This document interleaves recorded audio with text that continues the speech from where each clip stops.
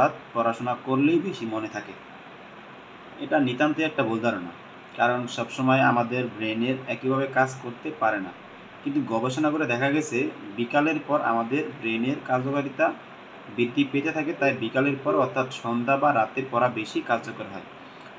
আচ্ছা, এটা তো নিশ্চয়ই বুঝতে পারছেন যে বিকালের পরে পড়ালেখা করলে মোটামুটি লেখাপড়া মানে মানুষের মাথায় থাকে বেশি। ওকে, আচ্ছা, তারপরে 2 নম্বরে হলো নির্দিষ্ট পরিমাণের ঘুমানো। আচ্ছা, ঘুম কিন্তু মানুষের জীবনে একটা খুব দরকারি একটা উপাদান। এটা ঘুমালে তারপরে কী হয় সেটা বলতেছি। বেশ কিছু গবেষণা দেখা গেছে ব্রেইন যে কোনো ইনফরমেশন বা তথ্যকে মেমোরি বা স্মৃতিতে পরিণত করে ঘুমানোর সময়। আচ্ছা, এটা তো বলতে হচ্ছে যে যে কোনো ইনফরমেশন মানে ঘুমের মাধ্যমে তার ব্রেইনে স্মৃতি হিসাবে থাকে। ওকে, এটা বলতেছে আর কি এখানে। তাই পড়ালেখা মানে মনে রাখার জন্য লেখাপড়ার পাশাপাশি নির্দিষ্ট পরিমাণে ঘুমানো জরুরি। রাইট, অবশ্যই। সাধারণত একজন অসুস্থ ব্যক্তির কমপক্ষে প্রত্যেক দিন 6 থেকে 8 ঘন্টা ঘুমানো উচিত। এর থেকে কম ঘুমালে পড়া মনে রাখার ক্ষমতা কমে যায়। রাইট, অবশ্যই 100%। আচ্ছা, তারপর 3 নম্বরে, এটা হলো 2 নম্বর শেষ, 3 নম্বরে। আচ্ছা, ঠিক আছে। পড়তে বসার পূর্বে 10 মিনিট হাঁটা। সেটা আমি জানতাম না আগে, জানলাম প্রথমে। পড়ার টেবিলে বসার পূর্বে 10 মিনিট হাঁটলে বা হালকা ব্যায়াম করলে মস্তিষ্কের ধারণ ক্ষমতা বৃদ্ধি পায়। হ্যাঁ, এটা ঠিক। এতে পড়া মনে রাখতে বেশ সুবিধা হয়।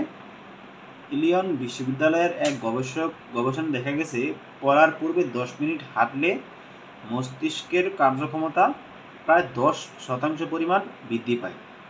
তাই নাকি? তাহলে একটু হাঁটার পরেই শুরু হোক পড়ালেখা। ঠিক, ঠিক কথা বলছে। তারপরে হলো কি, পড়ার প্রতি মনোযোগ আকর্ষণ।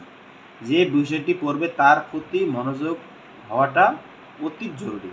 এতে পড়া সহজেই মনে থাকবে।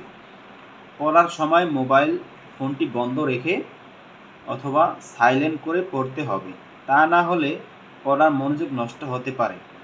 পড়ার প্রতি মনোযোগ আকর্ষণ অনুভব করলে তা সহজেই মস্তিষ্কে মেমোরি বা স্মৃতিতে রূপান্তরিত হয়ে যায় এবং স্মৃতিতে দীর্ঘস্থায়ী হয়।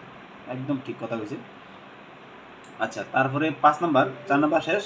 5 নম্বর হলো আমাদের ব্রেইন ক্ষণস্থায়ী স্মৃতিকেই তখনই দীর্ঘস্থায়ী স্মৃতিতে পরিণত করে যখন তা বারবার ইনপুট দেওয়া হয়। বারবার ইনপুট দেওয়ার ফলে ব্রেনের স্মৃতি গঠনের স্থান গঠনিক পরিবর্তন হয়, যা দীর্ঘস্থায়ী স্মৃতি তৈরিতে সাহায্য করে। তাই বেশি বেশি পড়া ও অনুশীলন করা পড়া মনে রাখার অন্যতম উপায়। আচ্ছা, এটা হলো কি,